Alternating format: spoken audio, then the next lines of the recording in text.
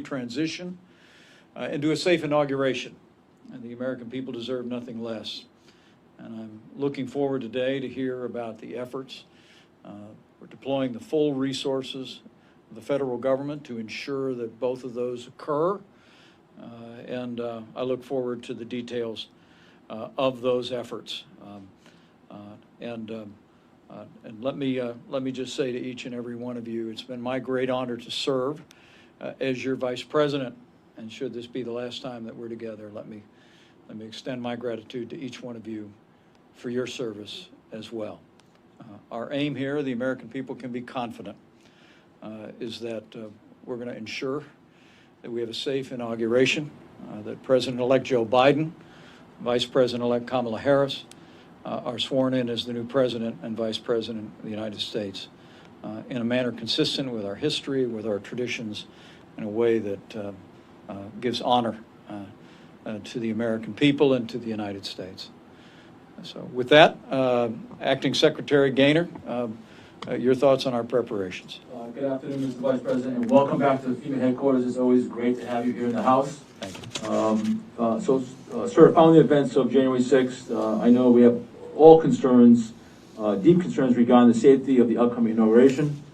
However, I have the utmost confidence in the agencies and the law enforcement partners who have developed and are implementing a comprehensive security plan. So in my short couple days here, I've reached out to most people, and again, confidence should be high. The National Special Security Events, or the NSSE, are a whole of government effort. That's the way we like to operate. That's the most efficient, and highlights the collaboration between federal, state, and local partners. In this inauguration of the 59th presidential inauguration, but it's also the 67th overall NSSE. Nearly 200 agencies have come together to ensure the security, the safety of government officials, facilities, and the general public. DHS, with the lead responsibility for design, planning, and implementation for security operations in coordination with our interagency partners for the 2021 inauguration, has designated this event as a national security special event. And finally, sir, U.S. Secret Service assumes the mandated role as the lead federal agency for the design and implementation of the operational security plan. The FBI has the lead responsibility for domestic intelligence, counterterrorism, investigations of crimes, and FEMA has responsibility for emergency management and consequence management.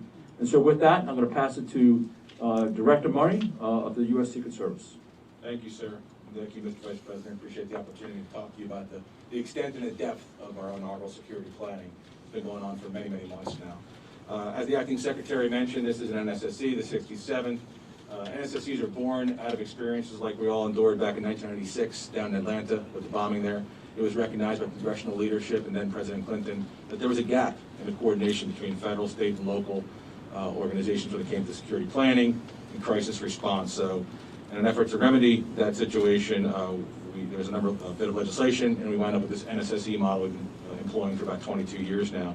The Acting Secretary enumerated the three agencies that take the lead here: FEMA, FBI, and Secret Service. And as he mentioned, the Secret Service is mandated to serve as the lead entity for operational security planning, design, coordination, and execution. I think the general public is very familiar with the Secret Service's protective mission when it comes to our protected persons, presidents, vice presidents, foreign heads of state, and so on and so forth.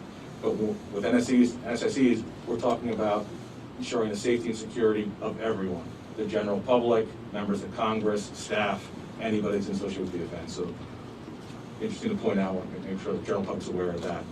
Those three lead agencies get together well before the event takes place. For instance, once one campaign ends in the Secret Service, we begin preparing for the next one.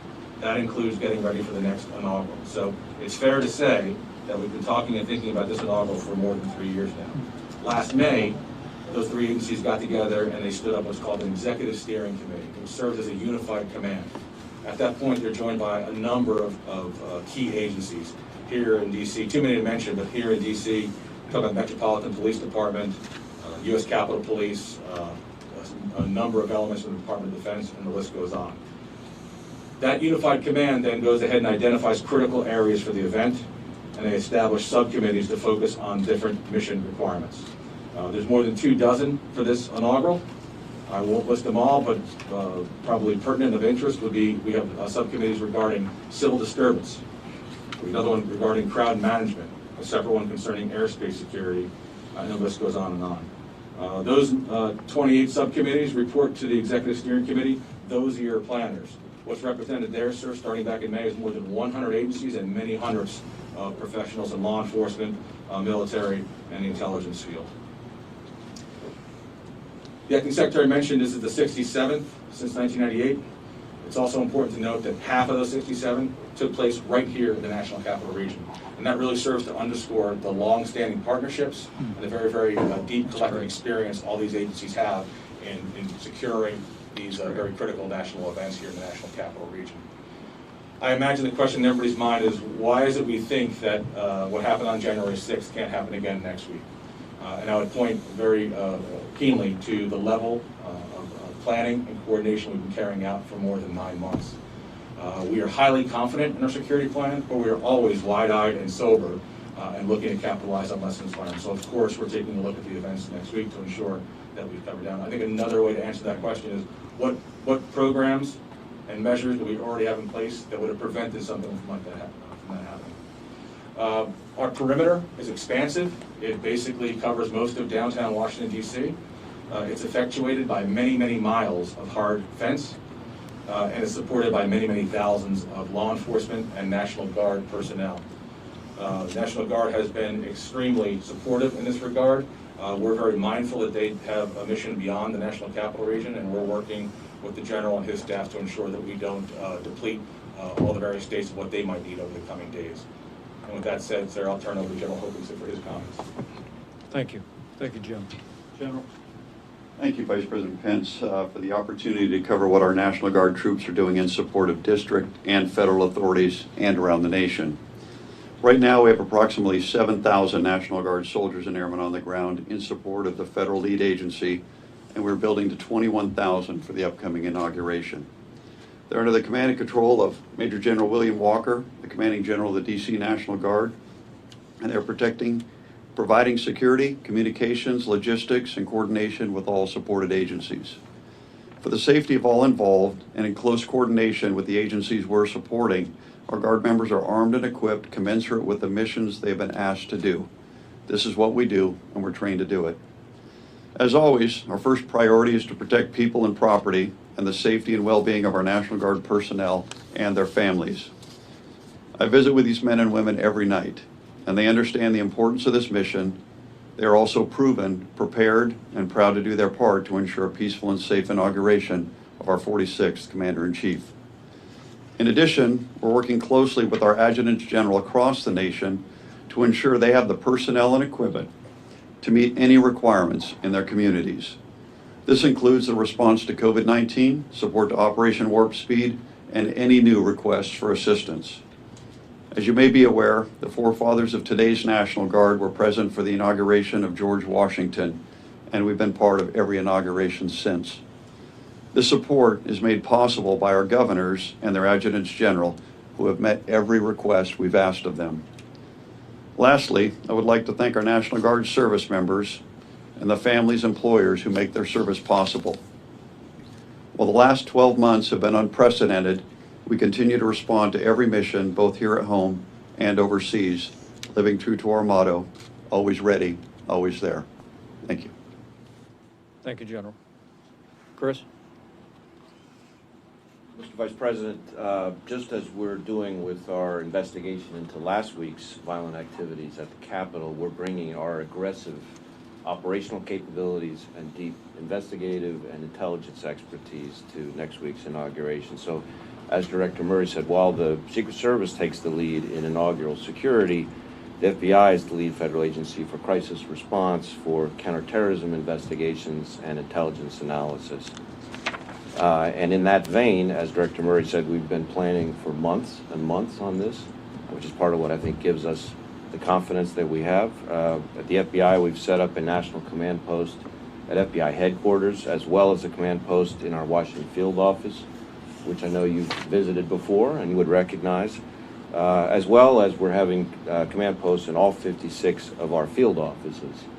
Those command posts bring together personnel, not just from the FBI, but from across the government, to gather intelligence, to assess potential threats, to coordinate investigations, and to surge resources where needed. And they make it possible to share information in real time and allow our personnel to continually update those threat assessments. And those command posts are going to be running 24/7 through the inauguration and in some cases in the days to follow. We're monitoring all incoming leads, whether they're calls for armed protests, potential threats that grow out of the January 6th breach of the Capitol, or other kinds of potential threats leading up to inaugural events, and then various other targets. So we're lashed up with all of our partners in that regard. When we talk about potential threats, maybe I'll just say a word or two about that. We are seeing an extensive amount of concerning online chatter, I guess the best way I would describe it, about a number of events surrounding the inauguration. And together with our partners, we evaluate those threats and what kind of resources to deploy against them. Right now, we're tracking calls for potential armed protests and activity leading up to the inauguration. And the reason I use the word potential is because one of the real challenges in this space is trying to distinguish what's aspirational versus what's intentional. We're concerned about the potential for violence at multiple protests and rallies planned here in D.C. and at state capitol buildings around the country in the days to come that could bring armed individuals within close proximity to government buildings and officials. As you can imagine, the volume of information out there is significant, but we've been pushing that information as rapidly as possible to all of our relevant law enforcement and intelligence partners. And if we find that an individual poses a violent threat, then we and our partners will take advantage of every lawful authority and method we've got to disrupt any attempt or attack. Our posture is aggressive, and it's going to stay that way through the inauguration. So in that vein, we and our partners have already arrested more than 100 individuals for their criminal activities in last week's siege of the Capitol and continue to pursue countless other related investigations. And those help not only prevent those individuals from any effort to repeat that kind of activity, but also should serve as a very stern warning to anybody else who might be inclined to try to engage in that activity. But we're also taking other steps. You know, the American people may not hear about every disruption in the media and may not see the FBI's hand in everything we do, but they should be confident that there's an awful lot of work all across the country going on behind the scenes, out of the spotlight, where we're feeding relevant information to all of our partners so that they can harden targets as appropriate. And as I said, we're looking at individuals who may have an eye towards repeating that same kind of violence that we saw last week. I mean, from January 6th alone, we've already identified over 200 suspects. So we know who you are if you're out there, and FBI agents are coming to find you.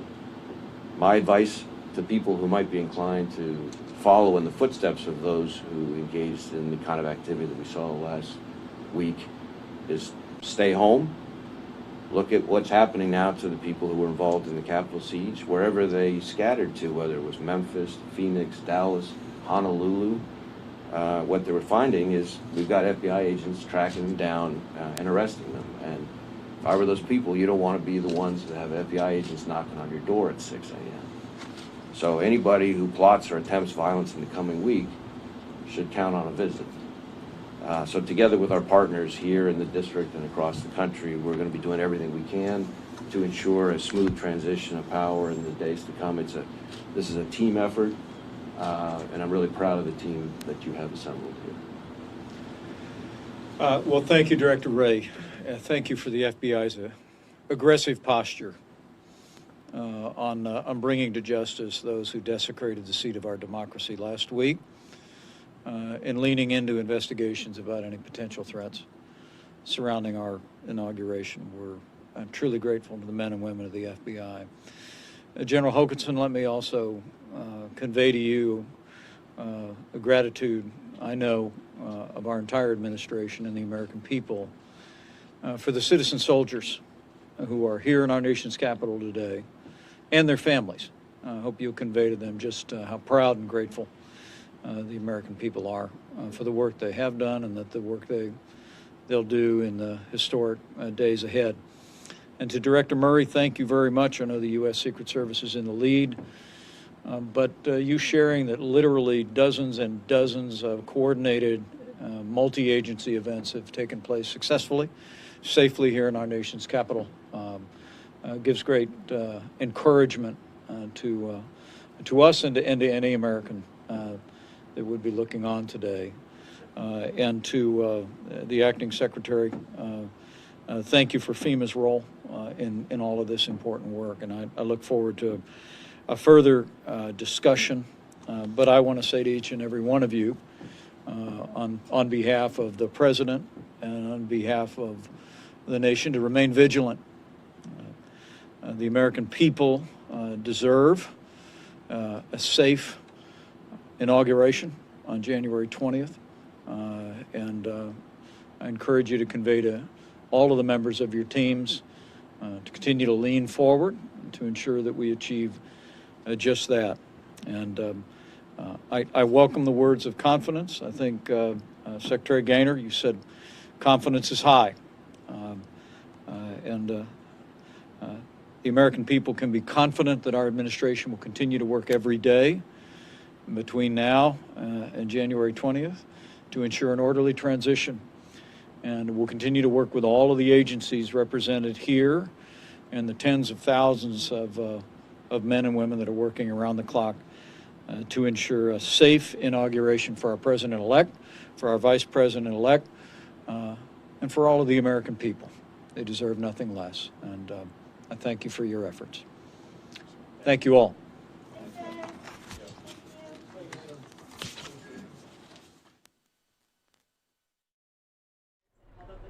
Well, a Homeland Security update coming in right there from Vice President Mike Pence and the other top security officials in the country to break down a couple of things that they were talking about. You know, everyone is preparing for inauguration. It's just 1 week out. Every single week we've had something new. Last Wednesday was the breach of the Capitol. This past Wednesday was impeachment proceedings. Next Wednesday, inauguration. So we'll be keeping our eyes on that here on NewsNOW. But Vice President Mike Pence standing in for that meeting and kind of facilitating it. We've got 21,000 National Guard soldiers who are already at the Capitol. You've likely seen a lot of that video of them inside getting rested up ahead of next week. So several soldiers have been deployed for that mission. We heard from FBI Director Christopher Wray. He says that they've been planning for inauguration for months and months and months, and they feel secure in that it will be safe and will go smoothly.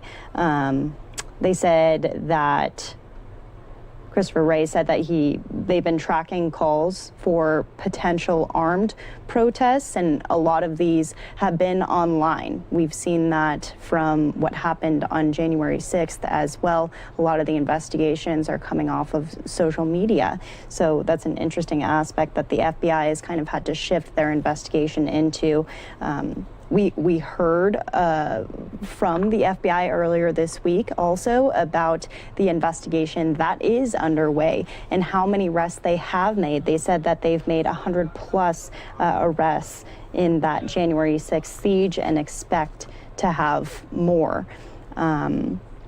He said, "We know who you are," and recommends that people stay home and look at the arrests that they already have made and kind of see them as an example for what potentially could come if people decide to do something similar to last week. We heard from Vice President Mike Pence at the very end of that saying that American people can be confident that there will be a safe inauguration, but he says that American people should remain vigilant ahead of Inauguration Day. So kind of short and sweet right there with all of the top security officials, and we'll likely be hitting that again here on NewsNOW from Fox, but we're happy to bring that to you live in its entirety. We'll follow the latest from the FBI and from state capitals also, not just in Washington, D.C. Other state capitals are kind of preparing for next week's big day, and we'll bring you those briefings across the country as well. I'm Daytona Everett here with News Now from Fox. More to get to. We're going to send some of you off to a 2-minute commercial break. We'll leave you with a nice live look of the Capitol Dome.